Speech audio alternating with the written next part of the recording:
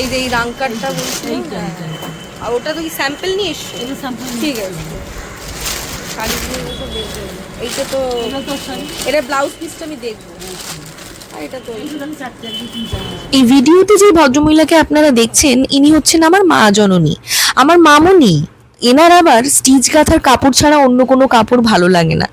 জীবনের প্রায় 50টা বছরেরও বেশি বছর ধরে যে শাড়ি পরে কাটিয়ে দিল মহিলা, তিনি নাকি আজকের দিনে দাঁড়িয়ে স্টিচ গাঁথার শাড়ি ছাড়া অন্য কোনো ব্র্যান্ডের শাড়ি নাকি ওনার ভালোই লাগে না।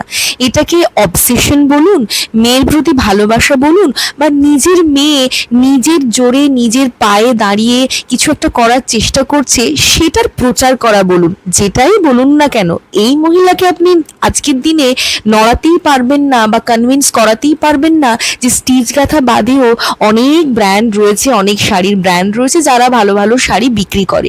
এই ভদ্রমহিলা আজকে প্রায় 2 বছর ধরে যাই শাড়ি পরছেন, যখন এই ভদ্রমহিলাকে আপনারা দেখবেন কোথাও যেই শাড়ি পরছেন সেটা কিন্তু স্টিচ গাঁথারই শাড়ি। তো এরকম স্টিচ গাঁথার একনিষ্ঠ এবং একচ্ছত্র ভক্তকে আমি নিজেই সঙ্গে করে নিয়ে চলে এসেছি, নিজেরই ব্র্যান্ডের শাড়ি নিয়ে চলে এসেছি মামুনিকে কয়েকটা ব্লাউজ বানিয়ে দেওয়ানোর জন্য আর শাড়িগুলোর ফলস পিকো করে দেওয়ার জন্য। আর এই যে শাড়িটা ঘটা করে দেখানো হচ্ছে, এই শাড়িটা এই বছর পুজোতে আমি মামুনিকে দিয়েছি। মামুনির এটা প্রচন্ড পছন্দ হয়েছে, তাই আবার করে শাড়িটাকে খুলে ভালো করে দেখছে মামুনি নিজের চোখের সামনে। এই শাড়িটার একটা ব্লাউজও বানানো হবে, সেটাই ডিসিশন নেওয়া হচ্ছে।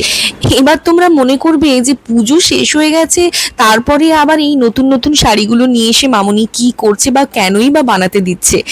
এর কারণ এবং এর উত্তর ক্রমশ প্রকাশ্য। তোমরা যারা রোজ আমার ভিডিও দেখো তারা আস্তে আস্তে জানতে পারবে যে কি করা হচ্ছে আর কেন করা হচ্ছে।